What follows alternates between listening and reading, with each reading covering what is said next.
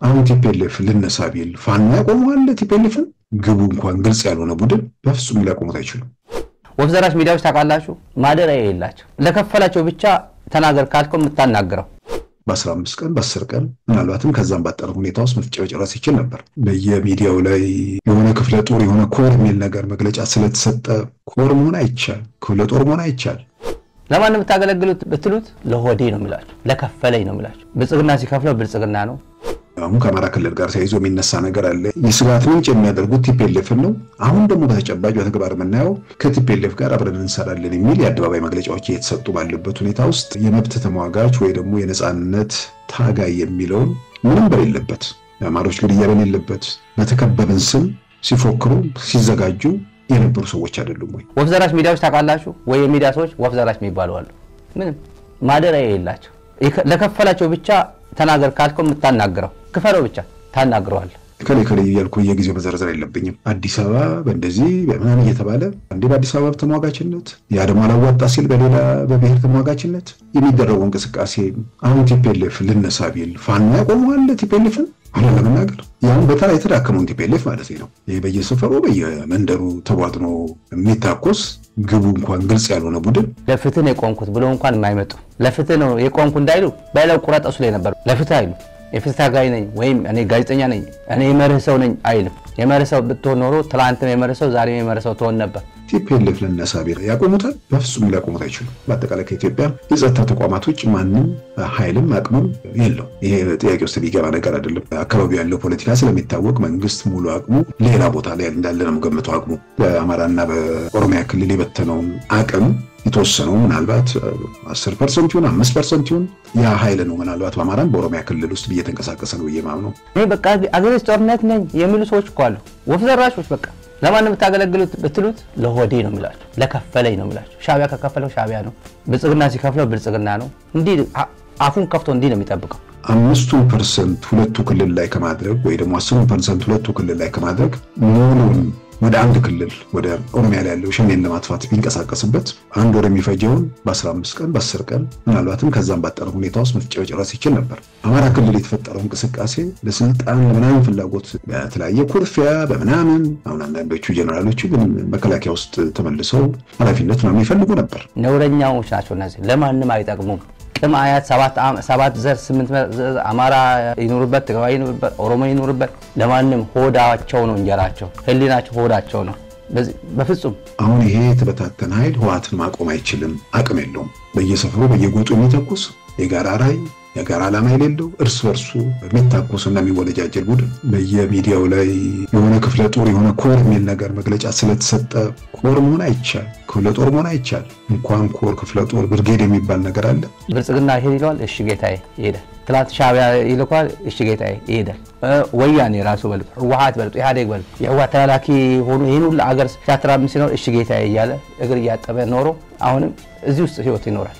እርግጠኛ ነኝ ሻለቃ የሚባል መዋቅር ራሱ መኖሩ እጠራጠራለሁ። ካልተደራጀ ካልተሰባሰብኩ መሪ ከሌለ የየሰፈሩ የየመንደሩ ሁሉም ጌታ የሚሆንበት ሁኔታ ከተፈጠረ እዝና ቁጥጥር የሌለበት የበላይና የበታች የሌለበት ስለዚህ እንዲህ አይነት የተበታታይን ኃይል እንኳን በቲፒኤልኤፍ ደረጃ የተደራጀ አማራ ክልል ላይ ለአሁን የተደራጀው ኃይል ሊያቆመው የሚችልበት ምንም አቅም የለው። አመት ነው ማለት ሰው አይሰለቸውም እንዴ? ሚዲያ ላይ ተቀምጦ ሰው አይሰለቸውም?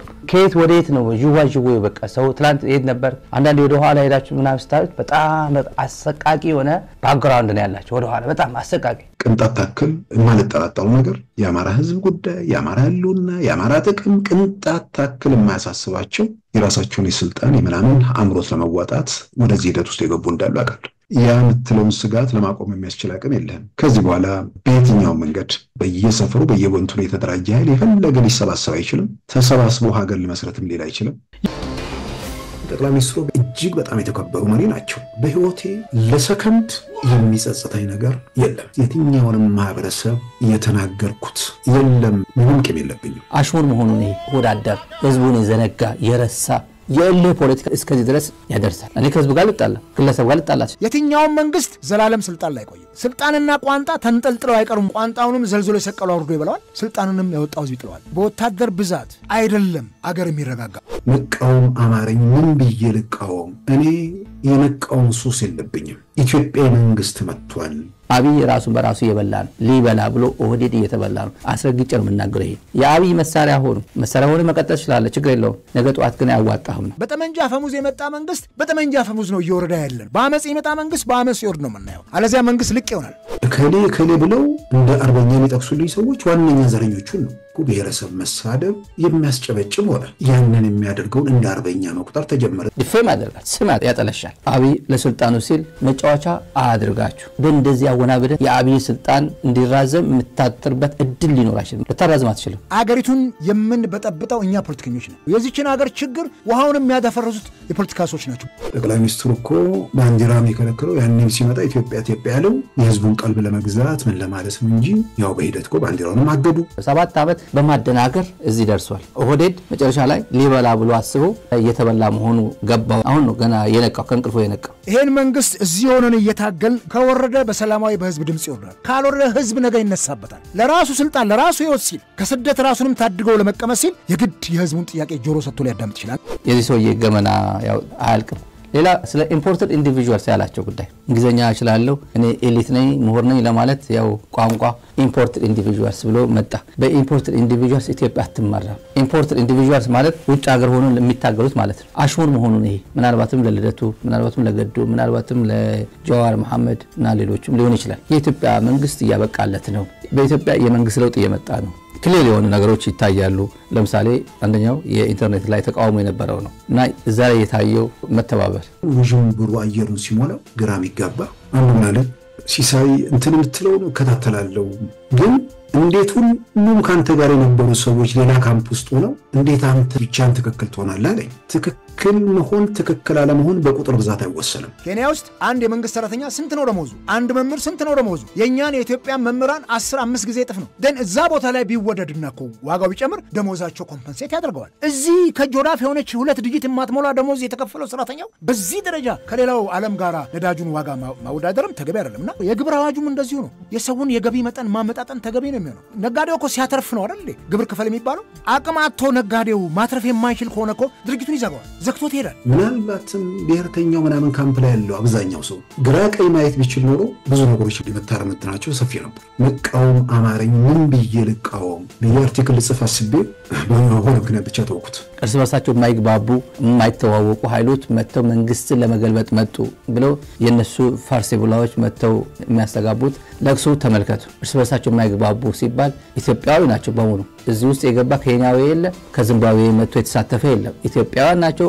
ሀገራችን ነው የኛ ኮንሰርን ነው የሁላችንም ኮንሰርን ነው በሚያግባቡን ጉዳይ ላይ አብረን ሰራለን ይሄን መንግስት ግን መንግለን እንጥለዋለን ብሎ የተደረገ ተቃውሞ ነው ሰላማዊ የሚባል ጥይት የለው ዶን የለው ይሄን የፈራ መንግስት እንዴት አድርጎ ፕሮፓጋንዳው እንደተጠቀመበት አይተናል ሰዎች እየታሰሩ ይለኛል ሰዎች ሲታሰሩ አይደለም ነገሩ የሚጀምረው ነው ስርዓት አልበኝነት ኢትዮጵያ ውስጥ እኮ ገነገነ በአማራ ብሔርተኛ በተለይ በፋኖ ይሄ ጭብጨባ የሚፈልገው በጭብጨባ ምንጠራራና ለምን ስልጣን ያዙ ብለው የሚቀኑባቸው ሰዎች አሉ ሰዎቹ የተለወጡ ስልጣን ከያዙ በኋላ ሳይሆን ከተለወጡ በኋላ ነው ስልጣን ያዙት መንግስት የራሱን ጓዳ ይፈትሽ ሙስናው ተንሰራፍቷል ሙስናው ከፍቷል በጣም እቺ ሀገር ሙስናው ተብትቦ ይዟታል ከዚህ ካልተላቀን በስተቀር ግብሩም እኮ ሙስና አለበት መሬት እንዴት ነው አሁን የከተማ መሬት በተለይ እንዴት ይሽነሽና ያለው ምንድነው ያንን ማጣራት ያቃተው መንግስት ኬላ በስቷል ገመድ እንትን ይያለ መንገድ ላይ ኬላ በስቷል በዛ ላይ ቁጭ ብሎ በሁለት ጠመንጃ ዜጎችን አፍኖ የሚጠየቅ ሚሊዮን ገንዘብ ይሄንን በደንብ መቆጣጠር ተገቢ ነው የሚዘዋወረው ገንዘብ እኮ በባንክ ነው በጣም የሚያስገርመው ደግሞ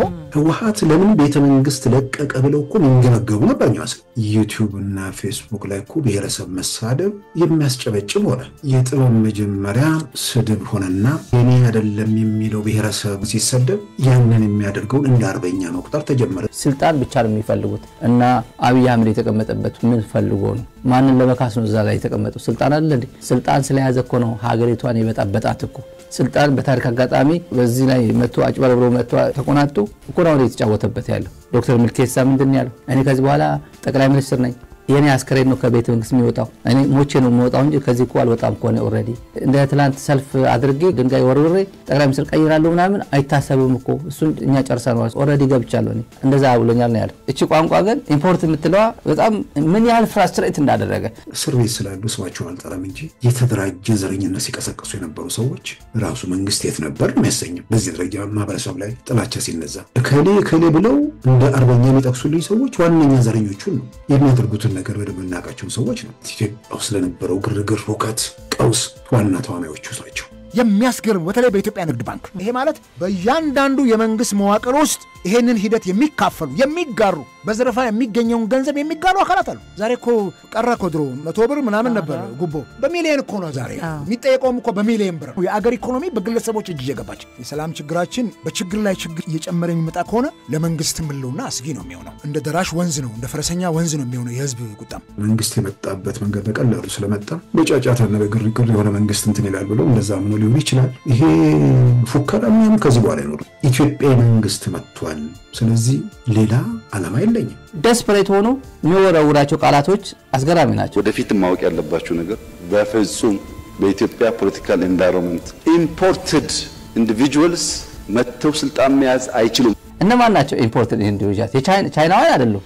ኢትዮጵያዊ ከሆነ ግን ጎጃም ይኑር መቀሌ ይኑር ዋሽንግተን ዲሲ ይኑር ኢትዮጵያዊ ነኝ ብሎ ያሰበ ግን ኢምፖርትድ አይባልም ኢምፖርትድ አይደለም ስደተኛ ሊባል ይችላል ኢምፖርትድ ኢንዲቪጁዋልስ ግን አይባልም የተባበረ ክንድ እየመጣ ነው ሚካድ አይደለም ትላንት በጎንዮሽ ሆሪዞንታል ግጭት ላይ አተኩሮ የነበረው ኢትዮጵያ ፖለቲካ አሁን መስመር እየያዘ ነው ብለህ የሆነ ፖለቲከኞች እጅ ውስጥ እየገባ ነው የኢትዮጵያ ፖለቲካ የመጣው መንግስት ደግሞ ሀገር ውስጥ ያለ ዘረኛ ሁሉ ፋታ የነሳው መንግስት ነው ዘረኞች እንዲመክኑ ስሰራ ነበር በህይወቴ ለሰከንድ ነው የሚጸጽተኝ ነገር የለም ኢትዮጵያ ውስጥ የትኛውንም ማህበረሰብ በተመለከተ የተናገርኩት የለም እኔ አማራ ክልል ላይ ያለው የጦርነት ጋጋታ በወታደር ብዛት አይደለም አገር የሚረጋጋው አገር በተረጴዛ ዙሪያ ነው የምትረጋጋው በየጊዜው ገና አቆጥቁጦ ሳይወጡ ሳያድጉ ችግሮቹ መፈታት ሲገባቸው የደለቡ የወፈሩ የጨመሩ መተው ነው ዛሬ ላይ ትጥቅ ይዘው ነፍጥ አንግበው እንዲነሱ ያደርጋቸው ይሄን መንግስት ቁጭ ብሎ አስቦ ከጦርነት ይልቅ የሚያዋጣን የጠረጴዛ ድርድር ነው በሚል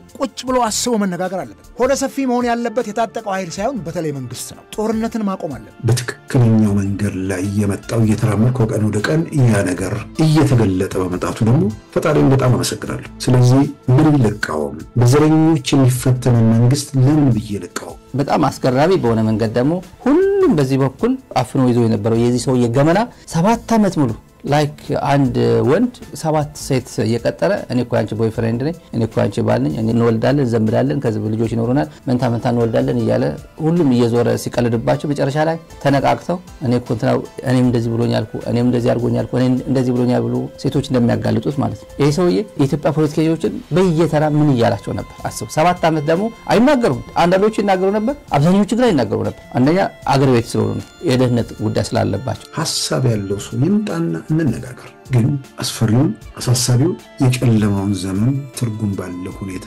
ተሻግረናል የኢትዮጵያ ጸጥታ ኃይሎች ህይወታቸውን አካላቸውን ሰውተው እዚያ ደርሰውናል ብዙ ርቀት መተንበታል ዛሬ